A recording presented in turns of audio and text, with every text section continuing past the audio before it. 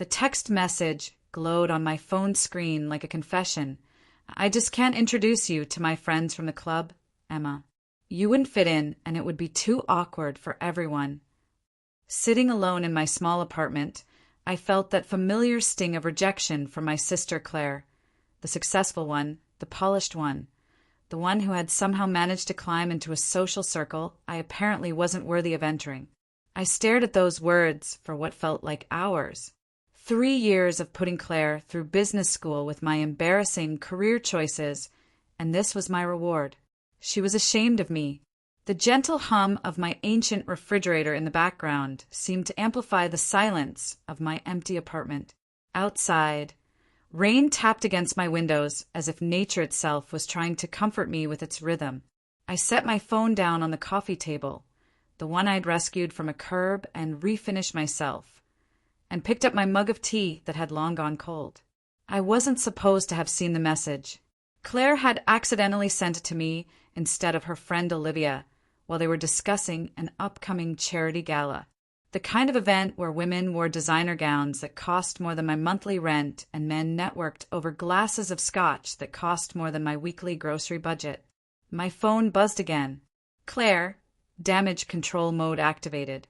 OMG, Emma, I'm so sorry, that wasn't meant for you. I was talking about someone else. I knew better. The message had used my name specifically. My sister, for all her polished exterior and social climbing, had never been a good liar. I typed back with shaking fingers, "Don't worry about it. I get it." But I didn't get it. Not really. I'd spent my entire life supporting Claire, being the steady one in the background while she soared. After our parents died when I was 23 and she was 19, I'd put my own dreams on hold. I'd worked 2 jobs so she could go to the prestigious business school she'd been accepted to. I'd encouraged her when she was ready to quit during finals. I'd celebrated every one of her achievements while setting my own aspirations aside. And now, I wasn't good enough to meet her friends. My phone buzzed again, but this time it wasn't Claire. It was a different notification altogether. An email from Anderson and Hayes Investment Group, one of the most prestigious financial firms in the city. 2 months ago, I'd applied for a director position there, never expecting to hear back. My qualifications were solid. I'd worked my way up through smaller firms while supporting Claire, gaining experience and professional certifications through night classes. But Anderson and Hayes typically hired from Ivy League schools and through family connections. I opened the email, expecting a polite rejection. Dear Ms. Emma Richards, we are pleased to inform you that after careful consideration of your impressive qualifications and our rigorous interview process, we would like to offer you the position of Executive Director of Client Relations. I nearly dropped my phone. The salary they were offering was more than double what I was making now. The benefits package was incredible, and the position, it was several levels above what I'd even hoped for. I reread the email 3 times to make sure it wasn't a mistake. Then I noticed something that made my blood run cold. The department I would be overseeing included the Junior Associates program, the exact program Claire had been bragging about being accepted into just last month. If I took this job, I would be my sister's boss. The rain outside intensified, drumming against my windows as if applauding the cosmic joke the universe had just played. I sat there in silent shock, trying to process this twist of fate. Claire had no idea I'd even applied. I hadn't told her because I hadn't wanted to face her pity when I was inevitably rejected. Now I wasn't sure what to feel. Vindication? Anxiety? A twisted sense of justice? My phone lit up again with another text from Claire. Really, Em, it's just that my friends are all from business school and the club. You wouldn't have anything in common with them. I'm actually saving you from an uncomfortable evening. Her attempt at justification only made it worse. I'd spent years working in finance, the same field she was in. The only difference was that I'd done it the hard way, without connections, without the luxury of focusing solely on my education and career. But Claire had always seen my path as less legitimate than hers because it hadn't come with a prestigious degree and social connections. I looked around my modest apartment. It wasn't fancy, but it was neat, comfortable, and entirely mine. My bookshelf was filled with finance textbooks, novels, and self-improvement books. On my walls hung framed certificates from professional development courses I'd completed while working full-time. The dining table was covered with papers from the community college course I taught on weekends. Intro to Personal Finance, designed to help people who hadn't been born into privilege understand how to build financial security. Was all of this really so embarrassing? I picked up my phone and typed out a response to Anderson and Hayes, accepting their offer. I'd start in 2 weeks. Then I sent a text to Claire. Let's grab coffee tomorrow. I have some news to share. She responded immediately. Can't do morning, have brunch with Olivia and Madison at the club. Afternoon. Of course she did. I swallowed my irritation and agreed to meet at 4 p.m. at a cafe halfway between my apartment and her luxury condo. The next day, I arrived at the cafe 10 minutes early, as was my habit. I dressed in one of my better work outfits, a navy pencil skirt and cream blouse that I'd splurged on during a rare shopping trip with my friend Mia. Not designer, but well-made and professional. Claire arrived 15 minutes late, looking like she'd stepped out of a magazine in her tailored pantsuit and immaculate makeup. Her blonde hair, dyed to cover the brown we both naturally had, was styled in perfect waves. She air-kissed my cheek and sat down, immediately pulling out her phone to check her notifications. Sorry I'm late, Em. Brunch ran long, and then Madison insisted we look at the venue for her engagement party. She glanced up briefly. You look nice. New blouse. I nodded, though it wasn't new at all. Thanks for making time. How was brunch? Amazing. The club has this new chef who trained in Paris, and his eggs Benedict is to die for. She finally put her phone down and looked at me properly. So, what's this news you wanted to share? Did you finally get that promotion at your firm? The slight emphasis on your firm didn't escape me. Claire had always referred to my workplace, a respectable if not prestigious investment company, with a hint of condescension. Actually, I've accepted a new position. I took a sip of my coffee, trying to keep my voice casual. I'll be starting in 2 weeks at Anderson and Hayes. Claire's perfectly shaped eyebrows shot up. Anderson and Hayes? What position? Executive Director of Client Relations. Her face went through a series of expressions so quickly I almost missed them. Surprise, confusion, calculation, and finally, a forced smile that didn't reach her eyes. Wow, Em. That's unexpected. I didn't even know you'd applied there. She picked up her spoon and stirred her untouched cappuccino. That's quite a step up from your current role. It is, I agreed, watching her carefully. I'm looking forward to the challenge. Claire nodded, still stirring her coffee, though there was nothing left to mix. It's a very competitive environment, you know. The standards are incredibly high, and the clients expect a certain polish. There it was. The implication that I somehow lacked the refinement necessary for the position. I'm aware, I said evenly. That's why I'm excited about the opportunity to bring my experience to such a prestigious firm. Claire finally set her spoon down. So, what department will you be in exactly? The moment of truth. I took a breath. I'll be overseeing client relations, which includes the Junior Associates program. The color drained from her face. But that's your department, yes. I nodded. From what I understand, we'll be working together quite closely. Claire sat back in her chair as if I'd physically pushed her. You're going to be my boss? Technically, yes. I tried to keep my tone gentle, though I'll be overseeing the entire department, not just you specifically. She stared at me, speechless for perhaps the first time since she'd learned to talk. I could almost see the wheels turning in her head as she processed this information and its implications. Does this make you uncomfortable? I asked, genuine concern in my voice despite everything. She was still my sister.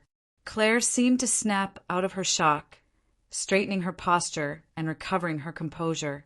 Of course not. It's just unexpected. Her phone chimed with a notification, and she glanced at it reflexively. Oh, I should take this. It's Olivia. She stood up, smoothing her already smooth pantsuit. I'll be right back. I watched as she stepped outside the cafe, phone pressed to her ear, gesturing animatedly. I didn't need to hear the conversation to know she was telling Olivia about this unexpected development. While I waited, I checked my own phone. There was an email from Marcus Anderson, the CEO of Anderson and Hayes, personally welcoming me to the team and inviting me to dinner next week to discuss my vision for the department. The respect evident in his message was something I'd rarely experienced in my career. Through the cafe window, I could see Claire pacing back and forth on the sidewalk, still on her phone. Her face was flushed, and she was talking rapidly, occasionally running her hand through her perfect hair in agitation. I felt a twinge of guilt. I hadn't taken the job to get back at Claire for her dismissive treatment. I'd accepted it because it was an incredible opportunity that I'd earned through years of hard work and determination. But I couldn't deny that there was a certain poetic justice to the situation. When Claire finally returned to the table, her composure was firmly back in place, though her smile seemed brittle around the edges. Sorry about that. Olivia needed advice on a presentation. She sat down and took a sip of her now cold cappuccino. So, when do you start at Anderson and Hayes? 2 weeks from Monday, I replied. I'll be shadowing the current director for a week before she retires. Claire nodded, her expression unreadable. Well, I suppose congratulations are in order. It's quite an achievement. Thank you. I searched her face for sincerity and found very little. An uncomfortable silence fell between us. After a moment, Claire checked her watch. I should probably get going. I have dinner plans with Madison and her fiancé. Another social event I wasn't invited to. I nodded, unsurprised. Of course. Thanks for meeting me. As we stood to leave, Claire hesitated, then asked, How did you get the position, Em? I mean, Anderson and Hayes is so selective, and you didn't even go to business school. There was again that subtle undermining of my qualifications. I applied, interviewed, and demonstrated my capabilities, I said simply. Just like anyone else. She nodded, looking slightly embarrassed. Right, of course. I just meant it's unusual for them to hire from outside their usual circles. Maybe they're expanding their perspective, I suggested. Diversity of experience can be valuable. Claire made a non-committal sound and gathered her designer handbag. Well, I guess I'll be seeing you at work soon. This will be interesting. We parted ways outside the cafe, our goodbye hug stiff and formal.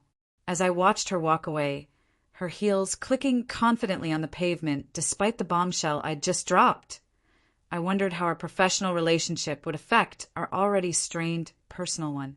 2 weeks later, I stepped through the gleaming glass doors of Anderson and Hayes Investment Group for my first day as executive director.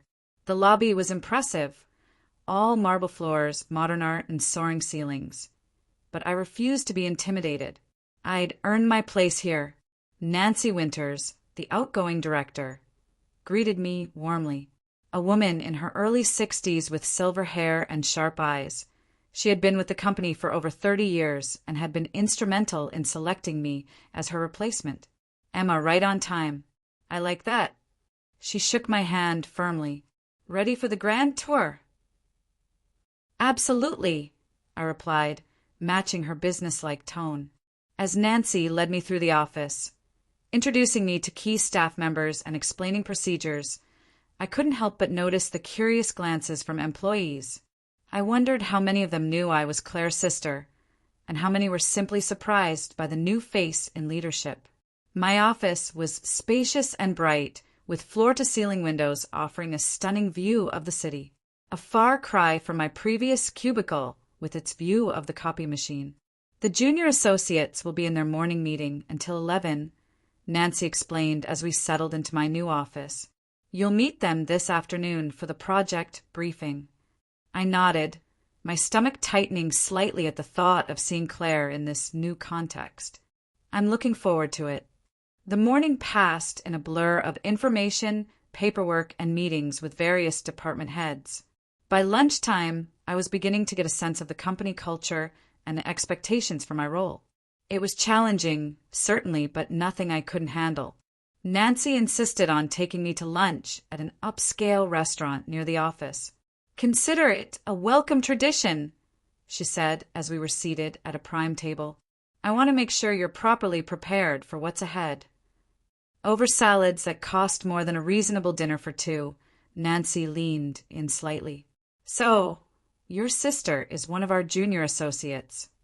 It wasn't a question. I nodded, keeping my expression neutral. Yes, Claire Richards. Nancy's eyes were shrewd. Marcus mentioned the connection during your hiring process. It's not an issue. We value merit above all else here. But I thought you should know that it's not a secret. I appreciate the transparency, I said. It won't affect my ability to perform my duties. Nancy studied me for a moment, then nodded. I believe you.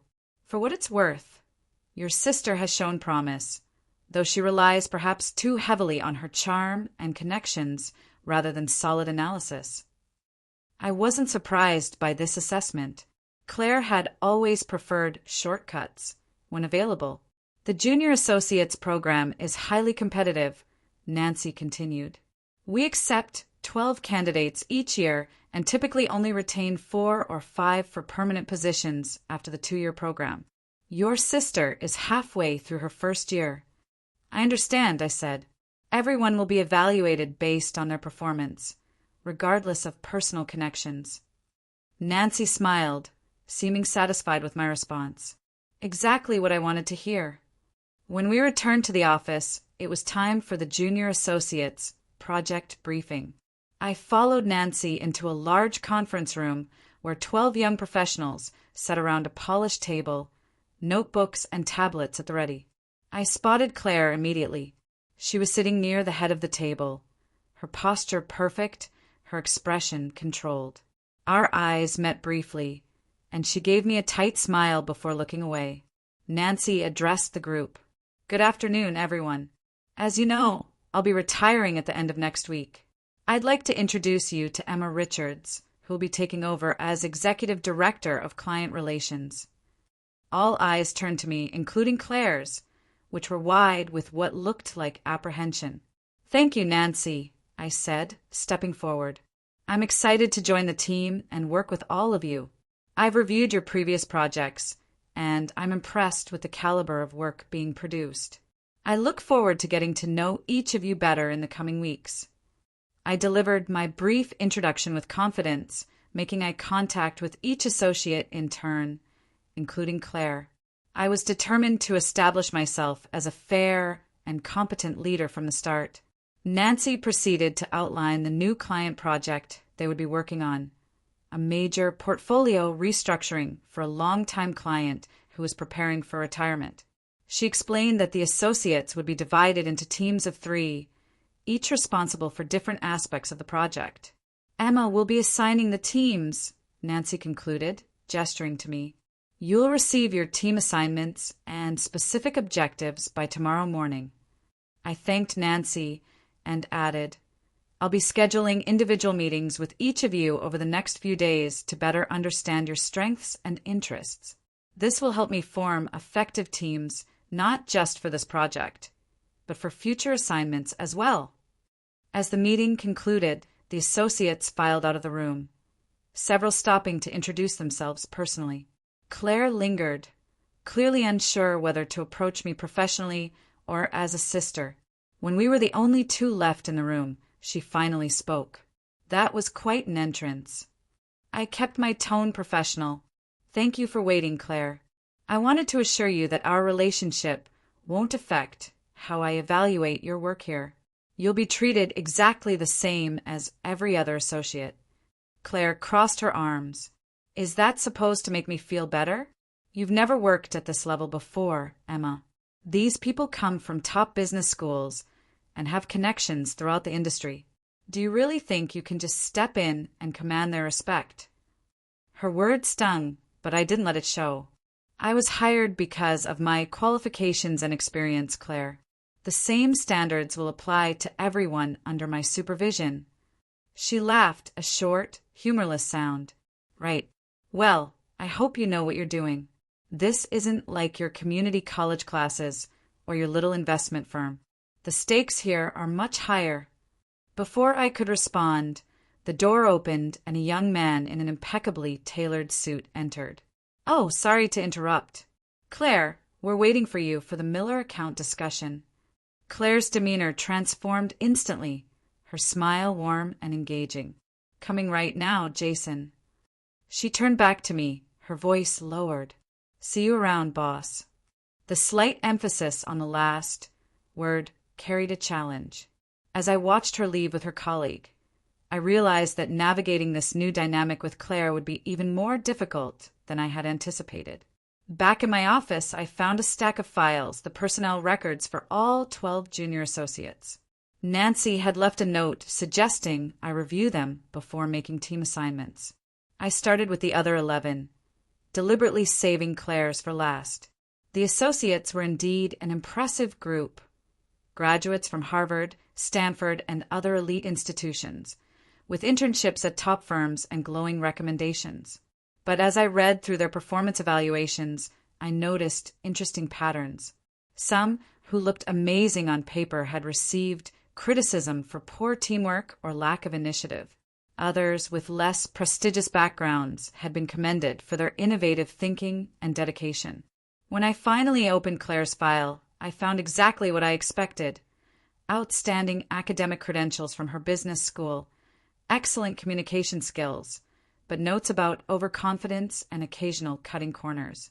Her last performance review mentioned that she relies too heavily on style over substance and needs to develop deeper analytical skills. I sighed, closing the file. This was the Claire I knew. Brilliant, but always looking for the easiest path to success. Our parents had constantly praised her natural talents, while overlooking the fact that she rarely pushed herself beyond what came easily. My phone buzzed with a text from my friend Mia. "How's the first day going, boss lady?" I smiled, grateful for the supportive message. "Interesting. My sister is even less thrilled than expected." Mia replied immediately. "She'll get over it when she realizes how amazing you are at this job. Dinner this weekend to celebrate." "Absolutely," I texted back. "I'll need to vent." I put my phone away and returned to the task at hand, forming the project teams. After careful consideration of skills, personalities, and development needs, I created 4 balanced groups. I deliberately placed Claire with 2 associates who had been noted for their meticulous research and analytical depth, areas where she needed growth. As I finalized the assignments, Nancy knocked on my open door. "How's it going?" "Making progress with the teams." I nodded. "Just finished, actually. I'll send them out first thing tomorrow." Nancy came in and sat down across from me. "And how was the reunion with your sister?" I smiled ruefully. "About as awkward as expected. She's concerned about whether I'm qualified for this position." Nancy raised an eyebrow. "Protective of the company, or protective of her own status?" "The latter, I suspect." I hesitated, then decided honesty was the best approach. "Claire and I have a complicated relationship. She's always been the star of the family, while I've been the practical one in the background." Nancy nodded thoughtfully. "Family dynamics have a way of following us into the workplace, whether we want them to or not." She leaned forward slightly. "A piece of advice, if I may. Don't try to prove yourself to your sister. Prove yourself to Marcus, to the clients, to the rest of the team. Claire will either come around or she won't, but you can't make that your focus." Her words resonated with me. I'd spent too many years seeking Claire's approval or acknowledgement. "You're right. Thank you." "That's why they're paying me the big bucks for one more week," Nancy joked, standing to leave. Oh, and don't forget, dinner with Marcus tomorrow night. He'll want to hear your initial impressions. After Nancy left, I stayed late at the office, familiarizing myself with current client portfolios and upcoming projects. The cleaning staff was making their rounds when I finally packed up to leave. In the elevator down to the parking garage, I checked my phone and found 3 missed calls from Claire and a text that read, "We need to talk. Meet me at Vesper Lounge in 30 minutes." Vesper was an upscale bar frequented by financial professionals, exactly the kind of place Claire would choose.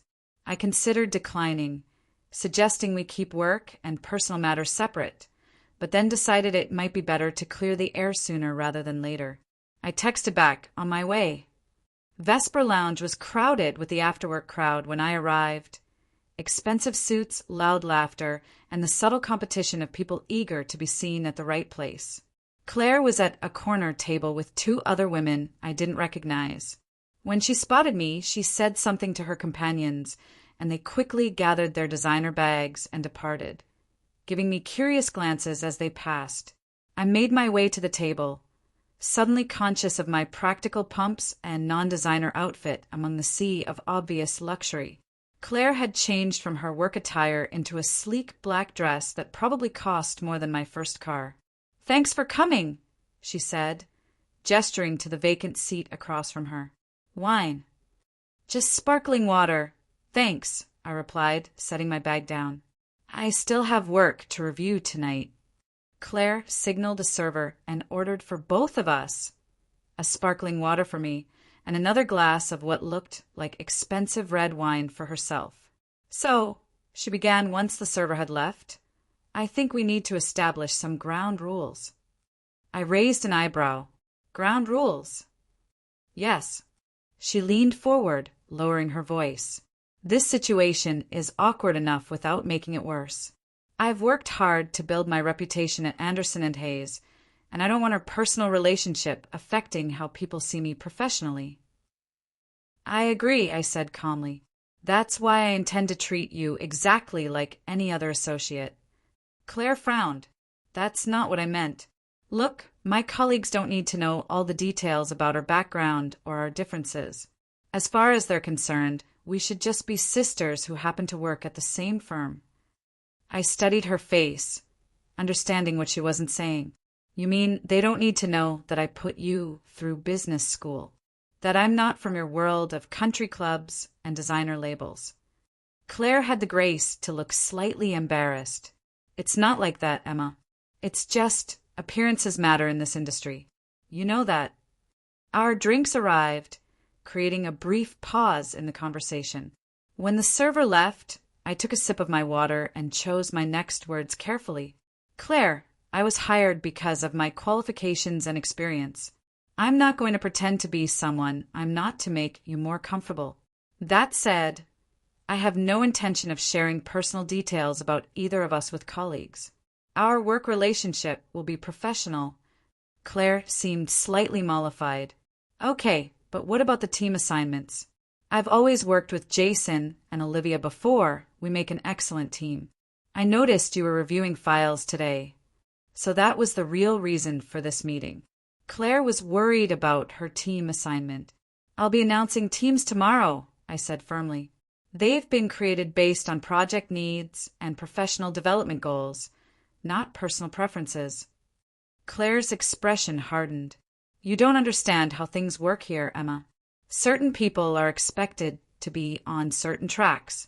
Marcus has been grooming me for the investment strategy division, not the client hand-holding division." I took another sip of water to maintain my composure.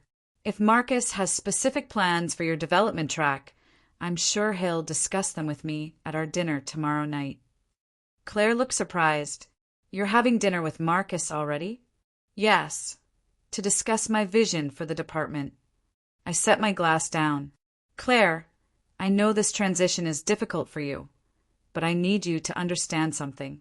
I didn't take this job to embarrass you or interfere with your career. I took it because it's an amazing opportunity that I've worked very hard to earn." Claire's face softened slightly. "I know you've worked hard, Em. It's just This was supposed to be my fresh start. Somewhere people didn't know me as the orphan girl whose older sister sacrificed everything. Somewhere I could just be Claire Richards, rising star. For the first time since receiving her accidental text, I felt a genuine pang of sympathy for her. Claire had been only 19 when our parents died, still finding her footing in the world. Maybe the country club friends and designer clothes were her way of creating security in a world that had proven unpredictable. I understand wanting to reinvent yourself, I said more gently. But we can't change our past, Claire. We can only decide how honest we're going to be about it going forward. She looked down at her wine glass, tracing its rim with her finger. Madison and Olivia, they come from families with vacation homes and trust funds. They've never had to worry about money or wonder if they belong. And you think that makes them better than you? Better than me? I asked quietly. Claire looked up, conflict evident in her eyes. No, of course not. It just makes things easier for them. Maybe, I conceded, but it doesn't make them more capable or more worthy. You got into the same business school they did. You were selected for the same associate's program. You belong in that room on your own merits, Claire. She didn't look convinced. You don't understand what it's like trying to fit into their world. You're right, I don't, I acknowledged. I've never tried to be someone I'm not to impress people who might not value the real me. The barb landed, and Claire's expression closed off again. Well, the real you is now my boss, so I guess we'll see how that works out for both of us. She finished her wine and signaled for the check. I should go. I'm meeting friends for dinner. As she signed the bill, not offering to pay for my sparkling water, I wondered if any of those friends knew who had paid for the education that had opened doors to their exclusive world. Good night, Claire, I said, gathering my bag. I'll see you at the office tomorrow. She nodded, already checking her phone. Good night, Emma. As I walked to my car, I found myself reflecting on the strange turn my life had taken. For years, I'd been the responsible one, the one who made sacrifices so Claire could succeed. Now, I was stepping into a role that would require her to acknowledge my authority and expertise. The question was whether our relationship could survive such a fundamental shift in dynamics, and whether Claire could accept that her embarrassing older sister had earned her place at the very table she'd tried so hard to keep me away from. The next morning, I arrived at the office early. The building was quiet, with only security guards and a few ambitious employees present. I wanted time to prepare before sending out the team assignments and facing the inevitable questions, particularly from Claire. I reviewed the teams one last time, ensuring each was balanced and appropriate for the various aspects of the retirement portfolio project. I had placed Claire with Tyler Chin, known for his meticulous research, and Diana Hoffman, whose analytical skills had been praised in every performance review. They would be handling the risk assessment portion of the project, an area where Claire needed development according to her file. At 8:30 a.m., I sent the email announcing the teams and their responsibilities. Within minutes, my inbox began filling with responses, mostly professional acknowledgments, a few enthusiastic thank yous from associates who were pleased with their assignments. Nothing from Claire. I spent the morning in meetings with various department heads, getting up to speed on ongoing projects and establishing working relationships.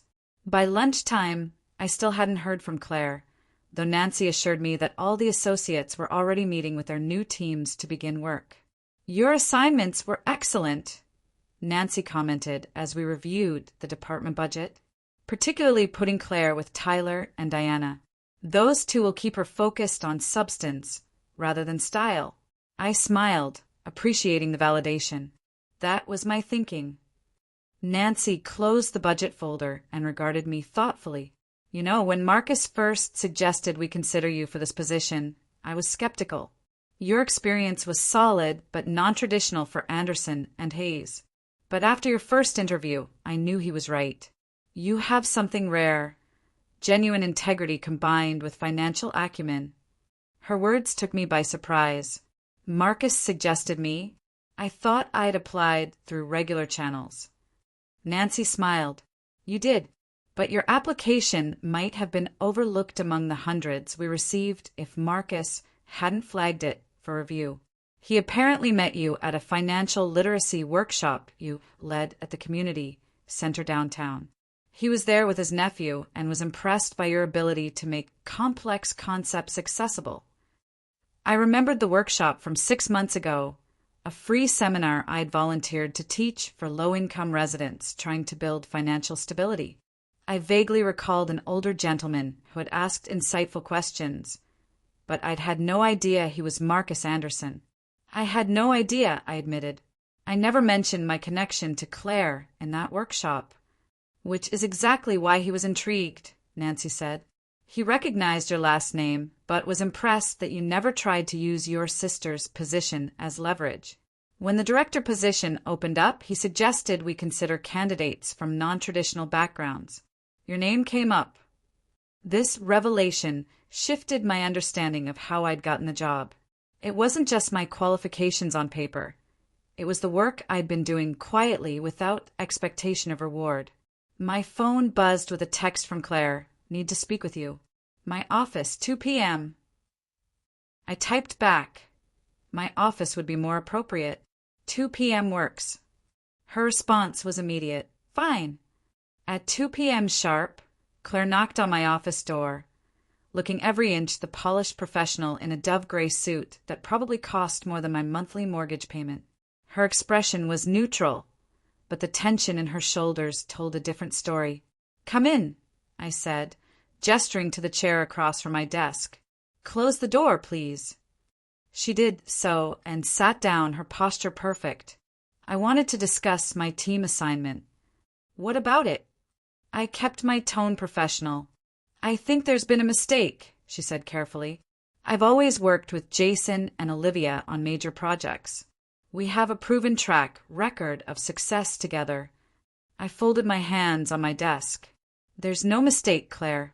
I reviewed everyone's files carefully and created teams that would balance existing strengths while encouraging growth in needed areas. Her composure slipped slightly. Tyler and Diana are number crunchers. They spend hours obsessing over tiny details and have no concept of the big picture or how to present to clients. Which is exactly why they'll be valuable teammates for you, I replied evenly. Your file indicates you excel at client communication but need development in analytical depth and attention to detail. Tyler and Diana will complement your skills while helping you grow in those areas. Claire's eyes widened. My file? You read my performance reviews. Of course. I read everyone's. That's part of my job. She looked genuinely distressed now. Those reviews were supposed to be confidential, between me and my previous supervisors. And now me as your new supervisor, I said gently. Claire, this isn't personal. Every associate has been placed with team members who will challenge them to grow. Jason is working with Priya and Michael because he needs to develop his creative thinking. Olivia is with Samuel and Rebecca because she needs to improve her technical skills. Claire was silent for a moment, processing this information. Then she leaned forward slightly. Emma, you don't understand. The Crawford retirement portfolio is huge, potentially the biggest project of the year. The team that handles it successfully will be noticed by everyone, including the partners. This could determine who gets offered permanent positions next year. I'm aware of the stakes, I assured her, and I have full confidence that your team is well positioned to succeed, provided you all work to your strengths and support each other through challenges.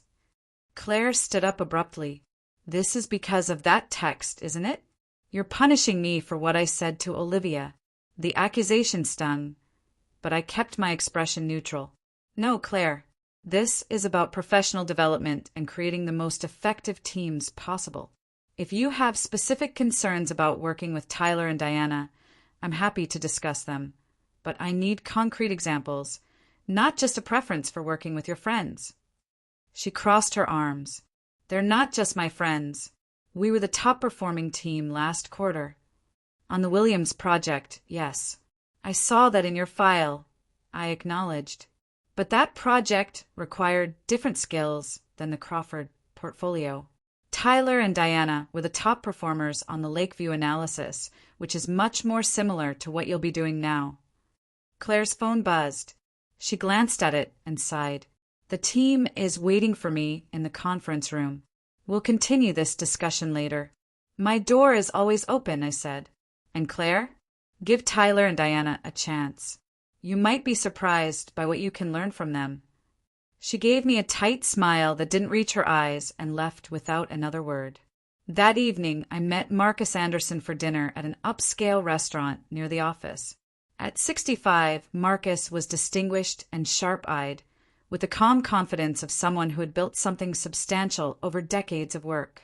"Emma," he greeted me warmly, rising as I approached the table. "So good to see you again. How was your first full day?" "Challenging, but informative," I replied honestly as we sat down. "Nancy has been incredibly helpful with the transition." "She speaks very highly of you," Marcus said, unfolding his napkin. "Says you have excellent instincts about people." The waiter appeared to take our drink orders. Marcus selected a wine, checking if I'd like to share the bottle. I declined, opting for sparkling water again. I wanted to keep my head completely clear for this conversation. "I hear you've created quite a stir with your team assignments for the Crawford portfolio," Marcus commented once the waiter had left. My stomach tightened. Had Claire gone over my head already? "I assign the teams based on skills needed for the project and each associate's development requirements," I explained. "I believe they're well balanced for optimal results." Marcus nodded thoughtfully. "I agree. It's refreshing to see assignments based on genuine needs rather than the usual political considerations. Nancy showed me your reasoning for each team. Very insightful." I relaxed slightly, grateful for Nancy's support and Marcus's approval. "Family can complicate professional decisions," Marcus continued, his gaze direct but kind. "I hope you know that I hired you for your qualifications, not because of, or in spite of, your relationship with Claire." "I appreciate that," I said sincerely. "And I want to thank you for flagging my application. Nancy mentioned you attended one of my financial literacy workshops." Marcus smiled. "One of the best financial education sessions I've ever witnessed, and I've seen many over my career. You have a gift for making complex concepts accessible without talking down to people. That's rare in our industry." "Financial literacy shouldn't be a luxury," I said, warming to a topic I was passionate about. "Everyone deserves to understand how to build security, regardless of their starting point." "I couldn't agree more," Marcus replied. "In fact, that's part of what I wanted to discuss with you tonight." Over our meal, Marcus shared his vision for expanding Anderson and Hayes community outreach programs. He wanted to establish a foundation that would provide financial education and resources to underserved communities, something I had been advocating for years at my previous firm with limited success. "We have the resources and the expertise," Marcus explained. "What we've lacked is someone with the passion and experience to lead such an initiative effectively. Someone who understands both the technical aspects of finance and the human elements of education." I realized he was describing me. "Are you suggesting this would be part of my role as executive director?" "A significant part, if you're interested," Marcus confirmed. "Client relations isn't just about maintaining our existing, wealthy clientele. It's about expanding our definition of who our clients can be." By the end of dinner, we had outlined preliminary plans for what would become the Anderson and Hayes Financial Literacy Foundation. I would oversee its development alongside my other responsibilities, with a dedicated team and substantial resources at my disposal. As we waited for the check, Marcus fixed me with a thoughtful look. "You know, when I met your sister at her initial interview, she reminded me of many young associates I've seen over the decades. Brilliant, ambitious, eager to project a certain image. But when I met you at that workshop, I saw something different. Substance without pretense." I wasn't sure how to respond. touched by his perception but uncomfortable discussing Claire. The financial world is changing, Emma, Marcus continued. The old boys club model is dying, though not without a fight. What will replace it depends on leaders who value integrity and accessibility over exclusivity. Leaders like you. His words resonated deeply with my own vision for what finance could and should be. Not a gated community for the privileged few, but a pathway to security and opportunity for anyone willing to learn. After dinner, I drove home with my mind buzzing with ideas for both the Crawford Project and the new foundation. For the first time in years, I felt that my work would align perfectly with my values. The next morning, I was reviewing the preliminary reports from each project team when my assistant informed me that Tyler Chin was waiting to speak with me. Tyler entered my office looking slightly uncomfortable. A brilliant analyst, he was known for being reserved and methodical. "Thank you for seeing me, Ms. Richards," he began formally. "Emma is fine," I said, gesturing for him to sit. "What can I do for you, Tyler?" He hesitated, then spoke carefully. "I wanted to discuss our team assignment for the Crawford portfolio. There have been some challenges with collaboration." I nodded encouragingly. "That's not uncommon with new teams. What specific challenges are you experiencing?" "Claire seems reluctant to engage with our analytical approach," Tyler explained diplomatically. "She's focused on the presentation aspects, but we haven't yet completed the fundamental analysis to determine what we'll be presenting." I had expected something like this. "I see. Has Diana experienced similar concerns?" "Yes," Tyler confirmed. "We both respect Claire's client communication skills, but we need her input on the substance of our recommendations, not just how to package them." "Thank you for bringing this to my attention," I said. "Would you be comfortable with me sitting in on your team meeting this afternoon? Not to intervene, but to observe the dynamics." Tyler looked relieved. "That would be very helpful. We're meeting at 2 p.m. in Conference Room C." After Tyler left, I reviewed the initial documentation his team had submitted. It was thorough and insightful, but clearly missing the client-focused perspective that was supposed to be Claire's contribution. At 2 p.m., I quietly entered Conference Room C, where Tyler, Diana, and Claire were already gathered. Claire looked surprised and slightly alarmed to see me. "Please continue," I said, taking a seat at the side of the room.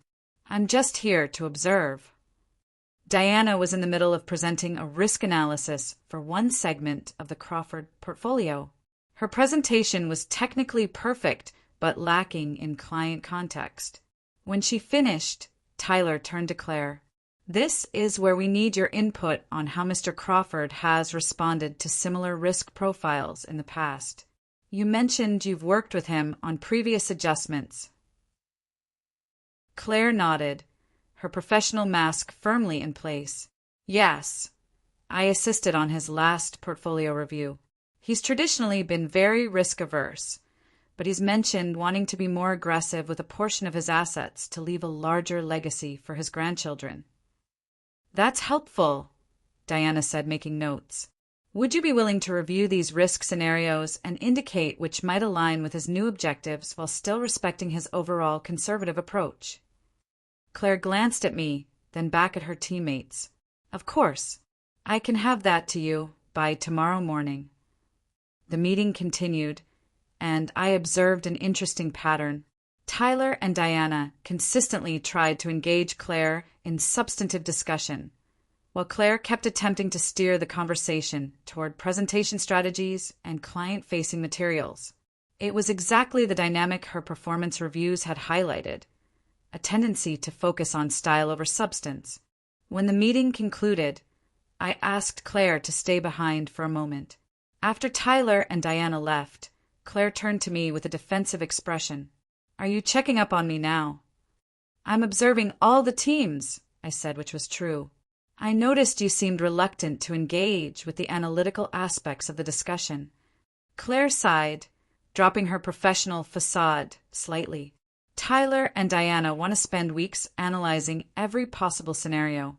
Mr. Crawford needs clear, simple options he can understand. He needs both, I corrected gently. Thorough analysis that leads to clear, simple options. That's why you three were placed together.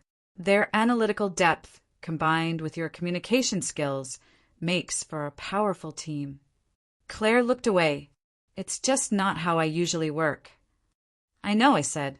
That's the point, Claire. Professional growth happens when we move beyond our comfort zones. She didn't respond, and I decided not to push further. Give it a genuine effort. That's all I'm asking. Over the next 2 weeks, I divided my time between getting up to speed on the department's operations, developing plans for the new foundation with Marcus, and monitoring the progress of the associates teams. I observed each team's meetings at least once, providing guidance where needed and praise where deserved. To my surprise, Claire's team began to show remarkable progress. Tyler's reports indicated that once Claire had committed to the process, her insights about the client had substantially improved their analysis. Diana mentioned that Claire had helped them translate their complex findings into accessible language without losing the essential nuances. One evening, I was working late, reviewing the final presentation materials for the Crawford meeting scheduled for the following week. The office was quiet, most employees having left hours earlier. A knock on my door startled me. Claire stood there, looking uncharacteristically casual in jeans and a simple blouse, her hair pulled back in a ponytail. Without her usual polished armor, she looked younger, more like the sister I remembered from before her parents died. "You're here late," I observed. "So are you," she countered, entering my office. She hesitated, then sat down across from me. "I wanted to talk to you about the presentation." I set aside the materials I'd been reviewing. "I was just looking at your team's draft. It's excellent work." Claire looked surprised. "You think so?" "The analysis is thorough but accessible, and the recommendations are well supported," I said sincerely. "Tyler and Diana's technical expertise, combined with your client insights, has created something really impressive." A small smile appeared on Claire's face. "They're actually pretty amazing to work with. Tyler catches details I would never have noticed, and Diana can model financial scenarios faster than anyone I've ever seen." "And what have they learned from you?" I asked, curious about her perspective. Claire considered this: how to translate complex ideas into client-friendly language, how to anticipate questions and concerns, how to make numbers tell a human story. "Exactly," I said, pleased that she recognized her own contributions. "That's why you were placed together." Claire was quiet for a moment, fidgeting with her watch, a habit from childhood that emerged when she was nervous. "Emma, I owe you an apology." I waited, giving her space to continue. "I've been difficult since you started here," she admitted. "I was embarrassed and threatened, and I handled it badly." "Thank you for saying that," I said simply. Claire looked up, meeting my eyes directly. "When you first told me you'd be working here, be my boss, I was sure you'd taken the job to get back at me for that text, to show me up in front of my colleagues and friends." "That wasn't my motivation," I assured her. "I know that now," she said. "I've seen how you work with everyone, not just me. You're really good at this, Em. Better than I expected. Better than anyone expected, honestly." Coming from Claire, this was high praise. "Thank you." She took a deep breath. "There's something else you should know. The night you told me about the job, I called Olivia in a panic. I told her my sister was going to be running the department, and I was worried you'd embarrass me because you didn't understand our world." The admission hurt, though it wasn't surprising. "And what did Olivia say?" Claire looked ashamed. "She told me I was being ridiculous and selfish, that I should be proud to have a sister accomplished enough to be hired as a director at Anderson and Hayes. She actually got angry with me. This was unexpected." "Really?" Claire nodded. "Olivia's sister works as a high school teacher in a rural district. She said she's always been proud of her sister's work, even though they live in completely different worlds. She made me feel about 2 inches tall. I absorbed this information, trying to reconcile it with the image I'd formed of Claire's privileged friends. The truth is, Claire continued, I've spent so much time trying to belong in this world of wealth and privilege that I started believing their approval was what mattered most. More than family, more than integrity. And now, I prompted gently, now I'm working with Tyler and Diana, who don't care what country club I belong to or what designer I'm wearing. They care about my ideas and my work ethic. She smiled ruefully. And I'm reporting to my sister, who put me through business school by working 2 jobs and giving up her own dreams, and who still somehow found time to become so good at what she does that Marcus Anderson personally recruited her. The naked honesty in her voice moved me. This was a Claire I hadn't seen in years, the sister who used to share her fears and dreams with me before she became obsessed with projecting the perfect image. I never gave up my dreams, Claire, I said softly. I just took a longer route to reach them. She nodded, looking down at her hands. I want you to know that I am proud of you, Em. I've just been too caught up in my own insecurities to show it. Thank you for telling me that, I said, feeling a knot of tension I'd carried for years begin to loosen. It means a lot. Claire stood up, seeming lighter somehow. I should let you get back to work. The team is meeting early tomorrow to finalize the presentation. Good luck, though I don't think you'll need it, I said. The work is solid. She paused at the door. A few of us are getting dinner after work tomorrow. Nothing fancy, just a casual place near the office. Would you like to join us? The invitation caught me by surprise. Who's US? Tyler, Diana, me? She shrugged. Maybe Olivia and Jason if they're free. Just colleagues unwinding after a long week.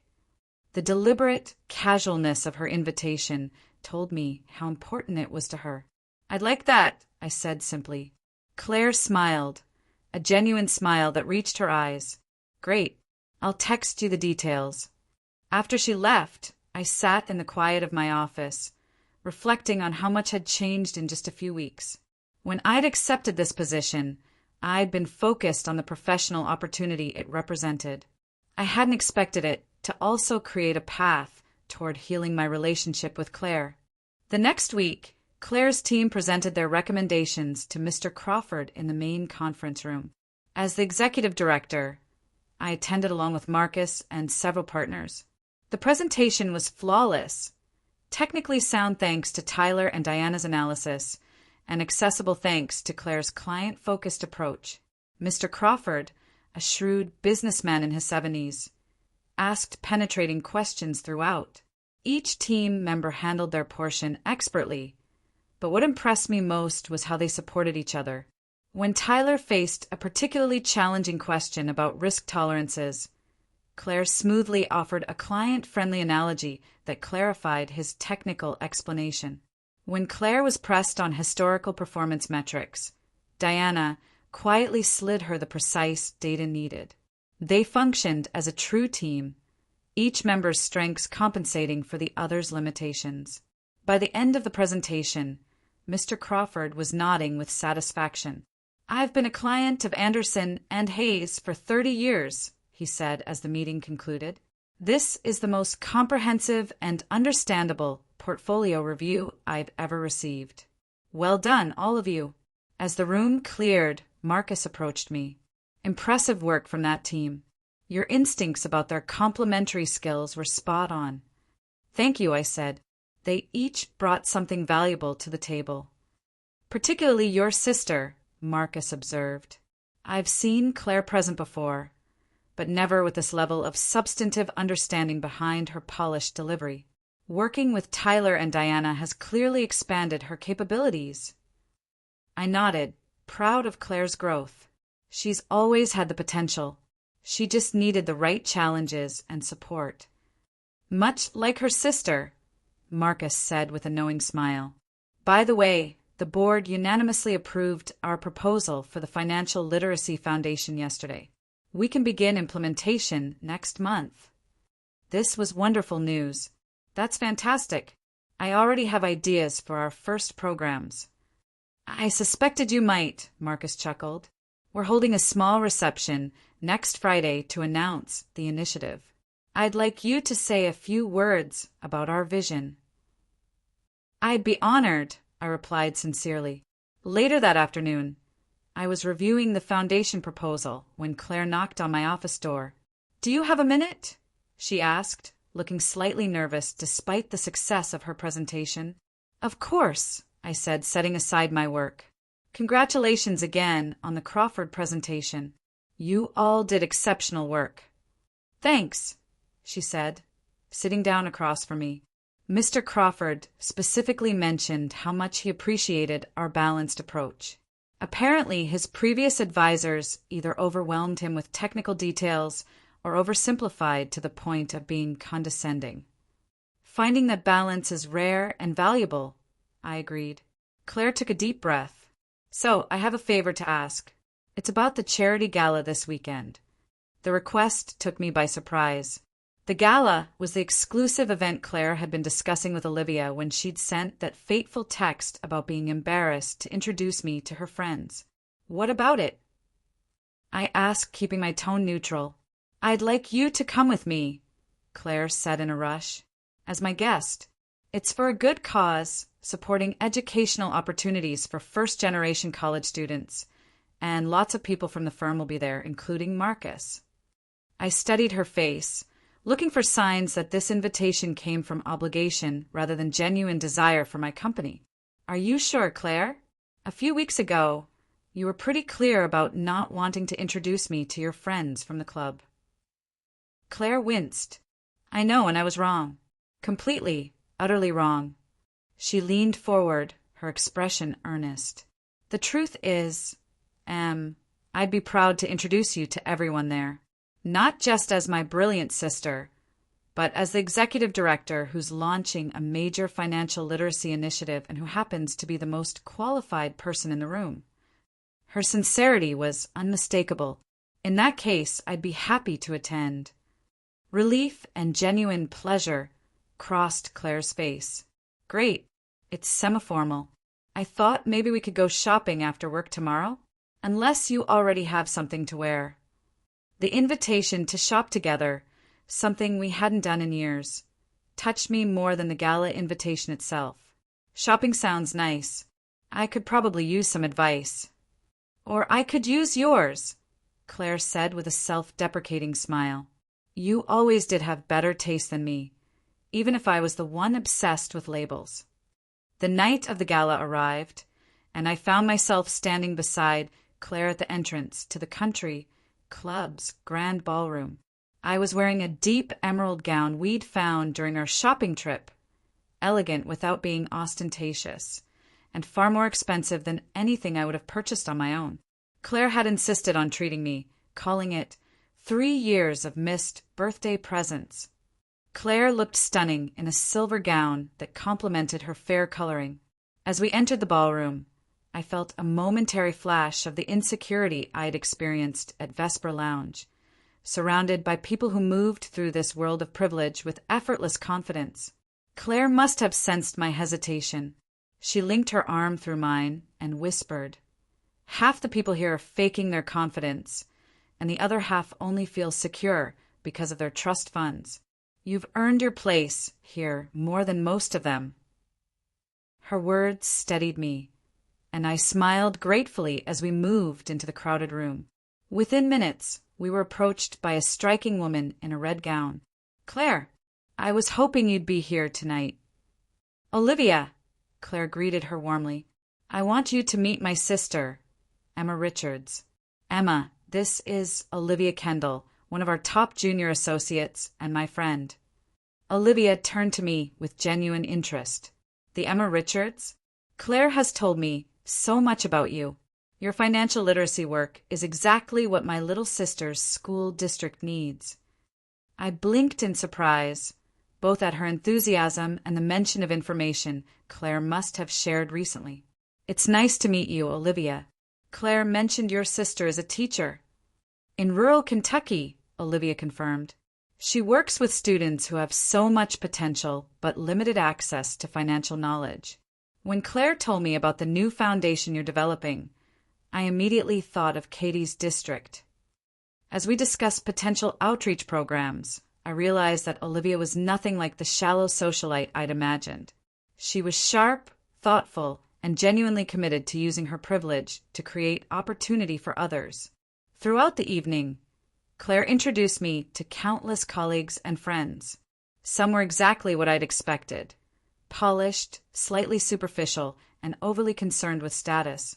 But many others, like Olivia, defied my preconceptions.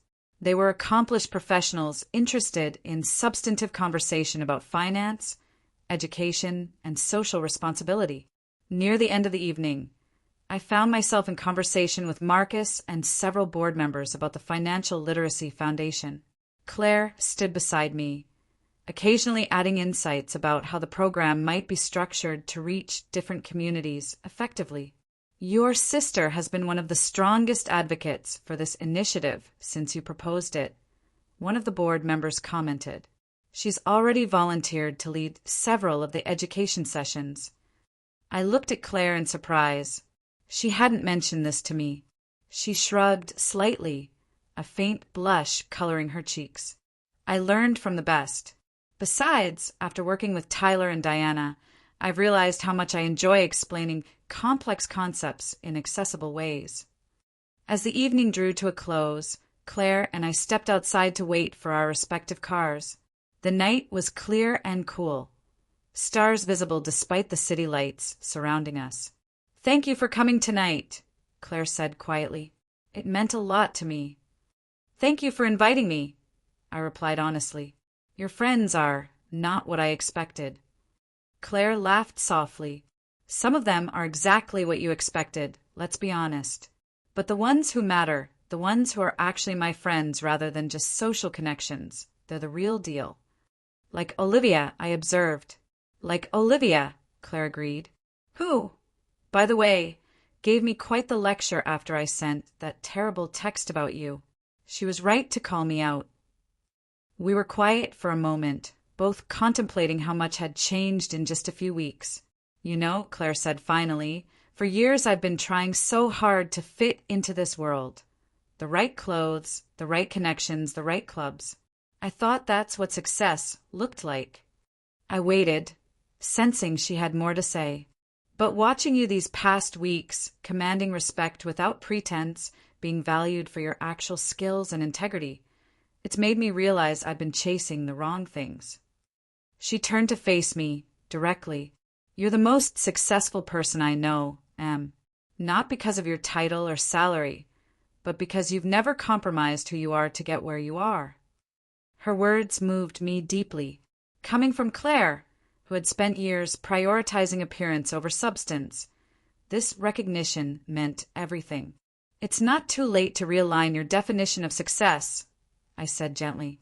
"You're already starting to do it with your work on the Crawford portfolio and volunteering for the foundation." Claire nodded thoughtfully. "I think I needed the wake-up call. Not just you're becoming my boss, though that was quite the shock to the system, but seeing how people like Marcus value substance over style, how people like Tyler and Diana respect expertise and collaboration more than social connections." My car arrived, and as I prepared to leave, Claire impulsively hugged me, a genuine embrace we hadn't shared in years. "I'm not embarrassed by you, Emma," she whispered fiercely. "I'm in awe of you. I always have been, even when I was too insecure to admit it. Even when I was trying to keep you at a distance from my carefully constructed world." I hugged her back, feeling a healing begin in the space between us. "We both have things to learn from each other," I said as we separated. "That's what family is supposed to be about."